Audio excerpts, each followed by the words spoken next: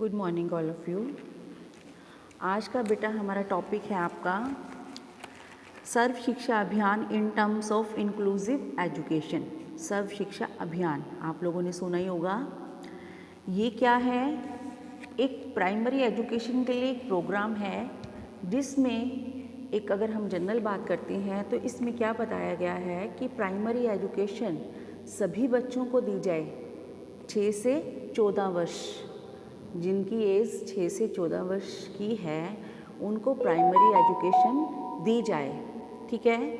और ये पूरे वर्ल्ड में हो।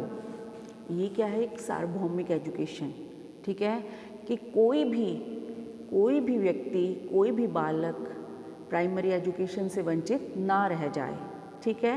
तो इसलिए ये क्या है? हमारी सर्व शिक्षा अभियान में एक हमारा मोटिव है कि हमें प्राइमरी एजुकेशन जो भी बालक है वो इसको कंप्लीट करे और कोई भी बालक इससे वंचित ना रह जाए, ठीक है। अब क्या बताया गया है इसमें? पहले हमें इसके बारे में थोड़ी नॉलेज होनी चाहिए कि प्राइमरी एजुकेशन, ये जो हमारी सर्व शिक्षा अभियान है, इसमें क्या बताया गया है। देखिए, सर्व शिक्षा अभियान एक प्रोत्साहन भरपूर योजना है, ठीक है, जो हमारी गवर्नमेंट ने चलाई हुई है। इसमें क्या कहा गया है कि जिसके उद्देश्य में क्या बताया गया है, 6 से 14 वर्ष की आयु के सभी बालकों को 8 वर्ष की प्राथमिक शिक्षा देने का प्रावधान रखा गया है, ठीक है। तो इसमें क्या है? गवर्नमेंट की तरफ से ही सभी बच्चों को निःशुल्क और अनिवार्य शिक्षा दी जाएगी, ठीक है। और कोई भी बच्चा शिक्षा से वंचित न रह जाए, ये प्रण किया गया है। तो 2010 तक इस शिक्षा को कंप्लीट करने के लिए कहा गया था, जो हमारी गवर्नमेंट ने हमारे पास प्रावधान रखा था, ठीक है। और जो हमारी संविधान है, संविधान के 73वें और 74वें संशोधन के द्वारा सरकार सभी भारतीयों को, नागरिकों को सामाजिक एवं आर्थिक न्याय देने के लिए वचनबद्ध है, ठीक है। तो उसमें क्या वचन लिया गया है? इसलिए सर्व शिक्षा अभियान के तहत 6 से 14 वर्ष के सभी बालकों को निःशुल्क और अनिवार्य शिक्षा दी जाएगी और कोई भी बच्चा इससे वंचित नहीं रह जाएगा, ठीक है। ये तो हमारी है सर्व शिक्षा अभियान की पॉलिसी। तो इसमें जो हमारी केंद्रीय सरकार है वो राज्य सरकारों की जो उन कानून बनाती है उनके लिए क्या करेगी? उनकी हेल्प करेगी। और राज्य सरकार स्थानीय सरकारों की हेल्प करेगी। तो ये क्या है कि अगर आपको किसी भी चीज़ की ज़रूरत होती है इस शिक्षा को आगे बढ़ाने के लिए, तो हमारी सरकारें हैं, हमारी जो NGOs हैं, गैर सरकारी संस्थाएं हैं, वो भी आपकी हेल्प करेंगी। क्योंकि इस जो हमारी ये शिक्षा है उसका मोटिव क्या है? कोई भी बच्चा शिक्षा से वंचित ना रह जाए, ठीक है।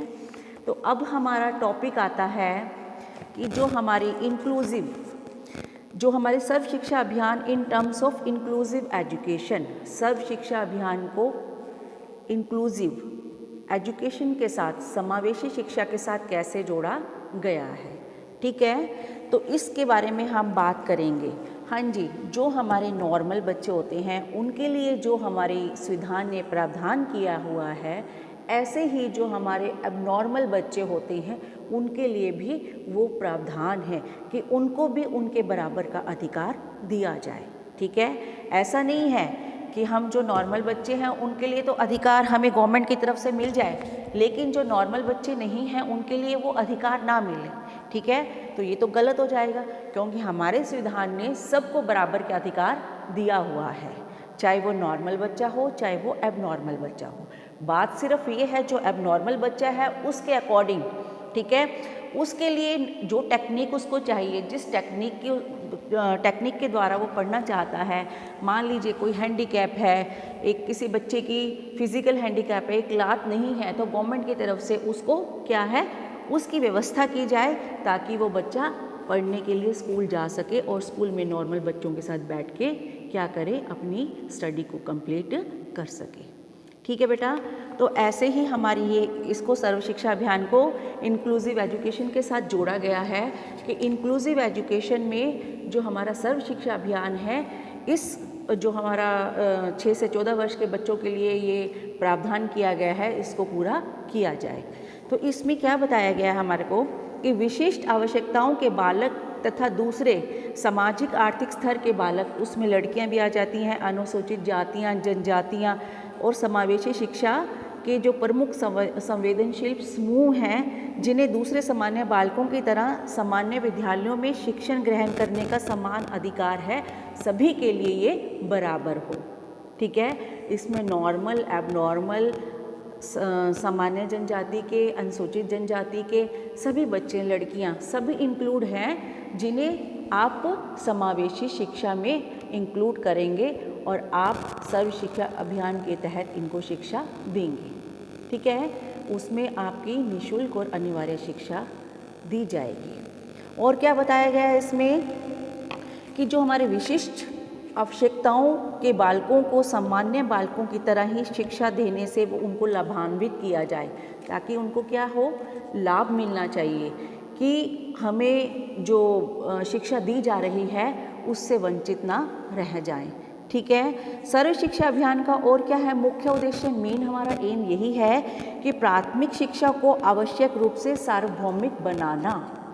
ठीक है, सार्वभौमिक का मतलब हर जगह इस शिक्षा का प्रचार करना और इसका विस्तार करना और इसकी गुणवत्ता में वृद्धि करना, कि कोई भी इस शिक्षा से वंचित ना रह जाए। कौन सी शिक्षा? जो हमारी सर्व शिक्षा अभियान है। तो 2010 तक हमें ये कहा गया था कि 2010 तक कोई भी बच्चा 6 से 14 वर्ष की सभी बच्चों को उनकी शारीरिक, मानसिक, बौद्धिक और सामाजिक एवं सांस्कृतिक विभिन्नताओं के बावजूद विद्यालयों में उनकी उपस्थिति को कायम रखा जाएगा और उनके साथ कोई भी भेदभाव नहीं किया जाएगा। ठीक है बेटा, तो हमारी इंक्लूसिव एजुकेशन के अकॉर्डिंग हमारा का यही कहा गया है कि आपको सभी को बराबर समझना है, किसी के साथ भी कोई भेदभाव नहीं करना, क्योंकि संविधान ने हमें सभी को बराबर का अधिकार दिया हुआ है। ठीक है, अब क्या कहा गया है इसके बारे में कि हमारी सर्व शिक्षा अभियान एंड इंक्लूसिव एजुकेशन, इनको कैसे मिलाया गया और इसके बारे में और क्या क्या कहा गया है। देखिए, सर्व शिक्षा योजना में यह निश्चित किया गया है कि जो विशिष्ट आवश्यकताओं के बालकों को उनकी विभिन्नताओं के बावजूद भी दूसरे सामान्य बालकों की तरह हमें नॉर्मल विद्यालयों में, समावेशी विद्यालयों में हमें शिक्षा दी जानी चाहिए। ठीक है, इंक्लूसिव एजुकेशन आप सबको पता है क्या होती है कि इसमें नॉर्मल और एबनॉर्मल बच्चों को दोनों को एक ही कक्षा में शिक्षा दी जाती है। ठीक है, तो ऐसे ही जो हमारे असमर्थ बालक हैं उनको आप समावेशी स्कूलों में पढ़ाएं, ताकि वो नॉर्मल बच्चों के साथ बैठ सके और अपने आप को हीन भावना उनके अंदर पैदा ना हो। ठीक है, और उनके वातावरण और उनको समान रूप से सीखने के अवसर भी दिए जाएं। जो एनवायरनमेंट है उनके लिए उनके अकॉर्डिंग होना चाहिए। ठीक है, मान लीजिए कई बार क्या होता है, कई बार फिजिकल हैंडीकैप बच्चा होता है, वो ऊपर रैंप नहीं है स्कूल में चढ़ने के लिए। ठीक है, तो उसके लिए बैसाखी होनी चाहिए या व्हील चेयर। अगर व्हील चेयर नहीं है तो उसके लिए आप बैसाखी का इंतज़ाम भी कर सकते हो, ताकि बच्चा क्लास में पढ़ सके। ठीक है, वैसे तो देखिए इन बच्चों के लिए क्लास ऊपर की बजाय नीचे ही रखनी चाहिए, ताकि बच्चा क्लास में आसानी से जा सके। ठीक है, और क्या बताया गया है कि जो हमारी शिक्षा को सार्वभौमिक बनाने के लिए शून्य अस्वीकृति नीति है, जिसको हम जीरो रिजेक्शन पॉलिसी बोलते हैं, का परिपालन किया जाएगा। ठीक है, इसमें क्या है, इसका अर्थ यह है कि किसी भी बालक को शिक्षा से वंचित नहीं होना पड़ेगा। जीरो रिजेक्शन पॉलिसी, इसमें क्या है, सभी बच्चों को पढ़ा लिखा दिया जाएगा और कोई भी बच्चा, ठीक है, शिक्षा से वंचित, प्राइमरी एजुकेशन से वंचित नहीं रहेगा, जिसको हम जीरो रिजेक्शन पॉलिसी कहते हैं। ठीक है, तो इसको अपनाया जाएगा और इसका परिपालन किया जाएगा, ताकि सभी बच्चों को शिक्षा लेने का अधिकार है और कोई भी बच्चा इससे दूर ना हो सके और सभी प्राइमरी एजुकेशन ग्रहण कर सके। ठीक है बच्चों, उसके बाद क्या बताया गया है कि बालकों की शैक्षिक आवश्यकताओं को ध्यान में रखते हुए जहाँ सामान्य विद्यालय स्थापित करना संभव नहीं है, वहाँ वैकल्पिक संस्थाओं शिक्षा गारंटी योजना और यहाँ तक कि घर में शिक्षा अलाउड होनी चाहिए। ठीक है, कई बार क्या होता है, कई बार सर्कमस्टांसेस ऐसे होते हैं कि आसपास स्कूल नहीं होते, ठीक है, और हम नहीं जा सकते हैं स्कूल्स में, तो होम बेस्ड एजुकेशन की स्थापना होनी चाहिए। ठीक है, जिसे बाद में मुख्य प्रणाली विद्यालयों में लाया जा सकेगा। तो धीरे धीरे क्या है, होम एजुकेशन पहले बच्चे को मिलनी चाहिए और उसके बाद धीरे धीरे वो आगे बढ़ेगा।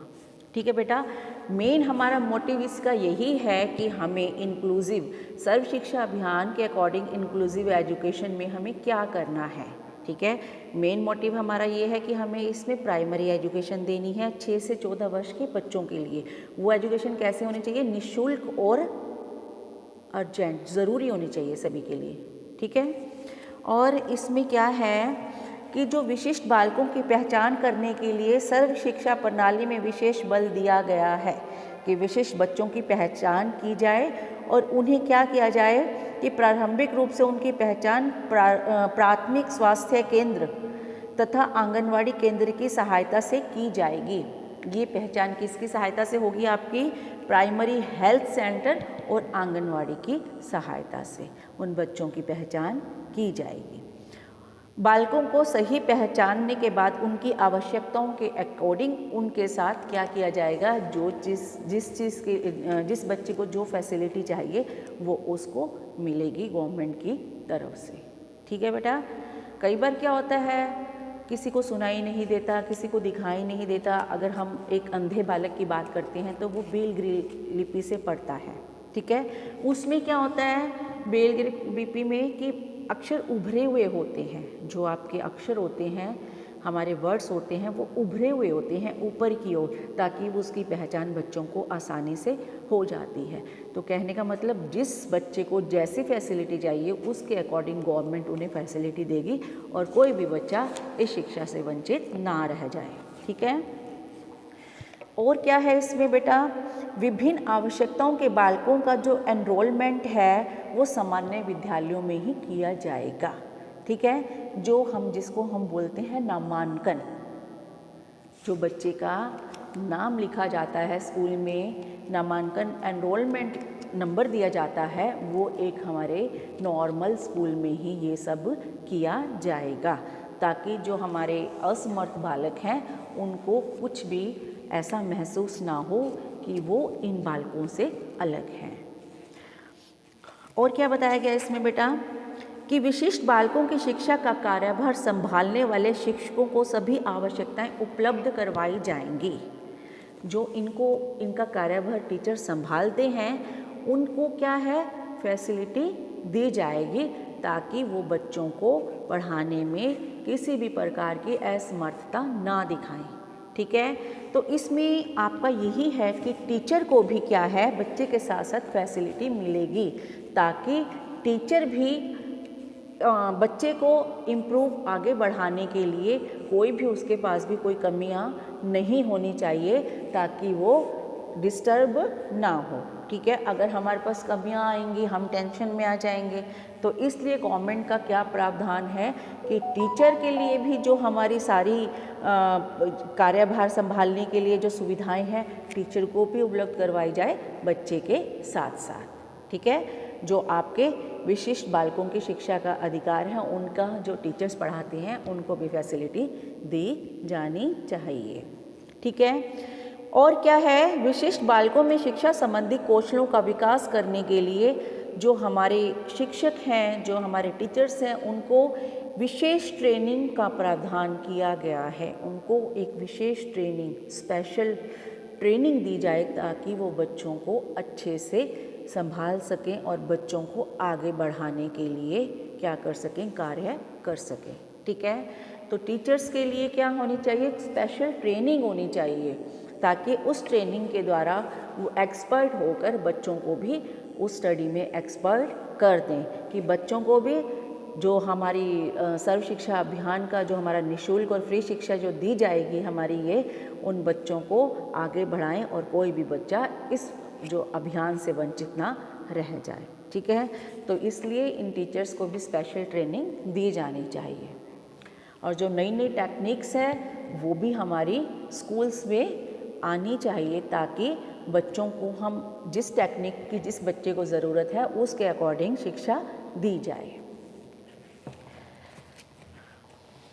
और क्या है, जगह जगह हमारे कई बार क्या होता है, सेमिनार्स भी लगाए जाते हैं टीचर्स के लिए, उनको एक्सपर्ट करने के लिए नई नई टेक्निक्स भी बताई जाती है, तो वो भी टाइम टू टाइम होती रहनी चाहिए, ताकि शिक्षक को भी आगे बढ़ने का मौका मिले और वो बच्चों से क्या है, हर चीज़ में बच्चों को आगे बढ़ाने के लिए तत्पर रहे। अब क्या होता है, कई बार क्या होता है कि टीचर्स के साथ साथ माता पिता को भी एक्सपर्ट होना चाहिए, माता पिता को भी नॉलेज होनी चाहिए कि हमारी जो गवर्नमेंट ने जो हमारे पीछे से क्या क्या हमारे लिए टेक्निक्स बच्चों के लिए आ रही हैं, बच्चे जिस चीज़ में वीक हैं, जिस चीज़ में बच्चों को प्रॉब्लम है, उसके अकॉर्डिंग जो हमारे माता पिता हैं, हमारे जो इससे संबंधित इन संस्थाओं से संबंधित व्यक्ति हैं, उनको भी क्या होना चाहिए, इसके लिए वर्तमान अवस्था को ठीक ढंग से उनको समझना चाहिए और टाइम टू टाइम क्या होना चाहिए, इसके लिए बातचीत होती रहनी चाहिए, और ताकि कोई भी इस टेक्निक से मतलब इस शिक्षा से वंचित ना रह जाए और सभी बच्चों को इसके बारे में नॉलेज दी जाए। मान लीजिए किसी बच्चे के पास क्या है, कोई किसी चीज़ में फ्री है, ठीक है, मान लीजिए कोई किसी चीज़ में क्या है कि उसको नहीं पता, बच्चा कोई जैसे नॉर्मल बच्चे हैं उनका क्या होता है, वो स्टडी को आराम से गेन कर लेते हैं, लेकिन जो असमर्थ बालक हैं, ठीक है, वो क्या है, उसमें उनको एक्स्ट्रा, जैसे कहते हैं ना कि इंक्लूसिव एजुकेशन अगर हम बच्चों को देते हैं, तो जो असमर्थ बालक होते हैं वो थोड़ा देर से हो सकता है कुछ ऐसी उनके अंदर कमी हो कि वो जल्दी समझ ना पाए स्टडी को, तो उनके लिए क्या होना चाहिए, उनको आराम से फ्री होके एजुकेशन दी जानी चाहिए, ताकि वो एजुकेशन अच्छे से ग्रहण कर सकें और जो भी टेक्निक चाहिए उसकी व्यवस्था स्कूल के द्वारा की जानी चाहिए, ताकि बच्चा अपनी स्टडी को कंटिन्यू रख सके। ठीक है, और कोई भी अवरोध अगर आता है, कोई भी रुकावट अगर आती है, तो उसको दूर किया जाए। ठीक है, आगे क्या बताया गया है कि हमारे इसके लिए स्पेशल एजुकेशन प्रोग्राम्स भी होने चाहिए, जिसमें समय समय पर टीचर्स को, सहयोगियों को, बच्चों के पेरेंट्स को, अभिभावकों को इनको पता चलना चाहिए कि हमारे बच्चों के लिए क्या क्या नई टेक्निक्स आई है और क्या क्या अर्जेंट है, जो हम जिससे बच्चे हमारी क्या है अपनी स्टडी में प्रोग्रेस करें और सर्व शिक्षा अभियान के तहत जो हमारी प्राइमरी एजुकेशन है इससे वंचित ना रह जाएं। ठीक है बेटा, और क्या है इसमें कि विशिष्ट शिक्षा एवं विशिष्ट आवश्यकताओं के बालकों पर अनुसंधान कार्यों को भी प्रोत्साहन दिया जाना चाहिए। कहने का मतलब time to time research program भी करने चाहिए। जब हम रिसर्च प्रोग्राम्स करते हैं तो हमें नई नई टेक्निक्स की जानकारियों का हमें पता चलता है, जिससे क्या होता है, हम बच्चों के लिए नई नई चीज़ों का अरेंजमेंट कर सकते हैं और उनके लिए वो फैसिलिटी हो सकता है कि उनके भविष्य के लिए भी वो बेस्ट फैसिलिटी हो। ठीक है बेटा, तो इस प्रकार और क्या है, छात्रों को एक तरह से सर्व शिक्षा अभियान के अंतर्गत विशिष्ट आवश्यकताओं के प्रत्येक छात्र को प्रति वर्ष 1200 रुपये विशिष्ट आवश्यकताओं की पूर्ति हेतु प्रदान किए जाने चाहिए, कि बच्चों को कुछ पैसे भी मिलने चाहिए विशिष्ट बालकों को, ताकि क्या है, वो थोड़ा सा बच्चों को ये होता है कि हमें स्कूल में पैसे मिल रहे हैं, तो थोड़ा सा उससे भी क्या होता है, एक जब हम बच्चे को कोई एक इनाम की तरह पैसे मिलते हैं जब स्कूल में, तो बच्चे क्या होते हैं, थोड़ा मोटिवेट होते हैं कि हम स्कूल जाएंगे, हमें वहाँ फैसिलिटीज़ मिलती हैं, हमें वहाँ पैसे मिलते हैं, तो वो क्या है, थोड़ा स्कूल आने के लिए इंटरेस्टेड भी होंगे। ठीक है, और उनके लिए जो कमियां हैं हम दूर भी करेंगे, ताकि वो बच्चे सर्व शिक्षा अभियान के अकॉर्डिंग अपनी प्राइमरी एजुकेशन ग्रहण कर सकें। ठीक है। तो हम लास्ट में यही कहेंगे कि सर्व शिक्षा अभियान ने शिक्षा को व्यापक एवं सार्वभौमिक बनाने के लिए जो समावेशी शिक्षा है के मूलभूत तत्वों को समझा है और उन्हें क्या है शिक्षा में क्रियान्वित किया है। ठीक है। तो इसके अकॉर्डिंग हमारी क्या है, बच्चों को जो हमारे असमर्थ बच्चे हैं उसमें क्या है, उनको अच्छे से शिक्षा दी जाए और कोई भी बच्चा इनसे वंचित ना रह जाए। इसके लिए हमें क्या है, हमारे जो सर्व शिक्षा अभियान है वो हमारे इसके लिए प्रयासरत रहेगी। ठीक है। और जो हमारी प्राथमिक शिक्षा है उसको अनिवार्य और सार्वभौमिक बनाने में भी हमारी सहायता करेगी, क्योंकि ये शिक्षा इसके द्वारा कोई भी व्यक्ति या बालक हमारी प्राइमरी एजुकेशन से वंचित ना रह पाए। ठीक है। और जब कोई भी नहीं वंचित नहीं रहेगा तो हमारा राष्ट्र, हमारा देश एक क्या हो जाएगा, पढ़ा लिखा एजुकेटेड नेशन बन जाएगा और क्या है, हमारा देश का नाम ऊंचा होगा। ठीक है बेटा। तो ये था हमारा सर्व शिक्षा अभियान और उसके अकॉर्डिंग इंक्लूसिव एजुकेशन। ठीक है। थैंक यू बेटा।